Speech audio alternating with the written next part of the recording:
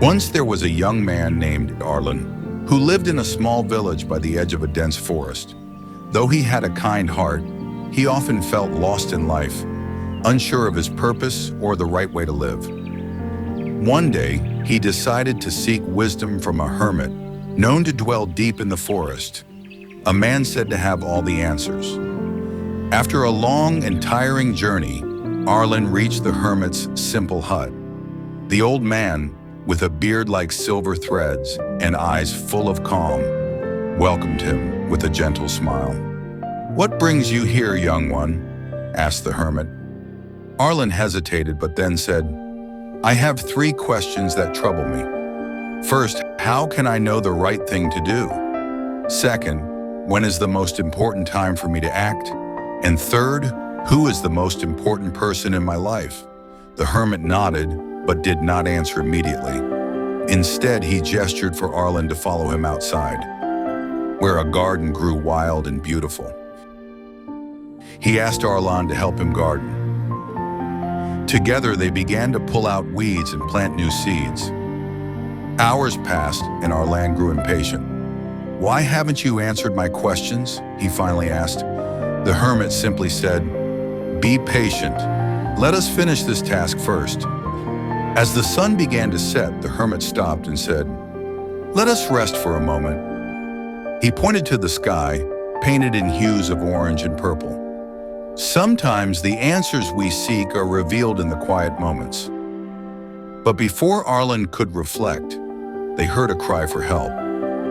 Running toward the sound, they found a man lying injured on the forest path.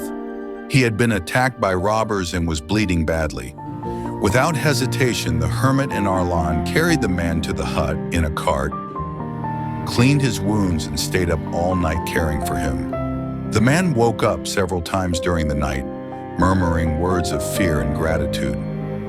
Arlen held his hand and reassured him, while the hermit prepared herbal remedies to ease his pain. "Will he survive?" Arlen asked at one point. "If we do our best, the rest is in the hands of fate," the hermit replied. By morning, the injured man was strong enough to speak. He thanked them with tears in his eyes. Before leaving, he shared a story of his own, how he had lost everything to the robbers, but found hope in their kindness. His words stayed with Arlen, sparking a deep realization about the power of compassion. Exhausted but thoughtful, Arlen turned to the hermit. "Why did you make me wait? What about my questions?" The hermit smiled. "You already have your answers. Yesterday, while we worked in the garden, the most important time was that moment. The most important thing to do was to help me with the garden. And when the injured man called for help, the most important time was when he needed us. The most important thing to do was to care for him.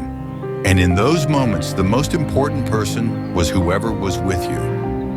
Arlen stood still, the words sinking deep into his heart. "But how do I always know the right thing to do?" he asked. The hermit's gaze softened. "You cannot always know for certain, but you can listen to your heart, to the needs of others, and to the present moment. Life will guide you if you remain open and willing." For a long while, Arlen stayed in the hermit's hut, helping with daily tasks and listening to his stories.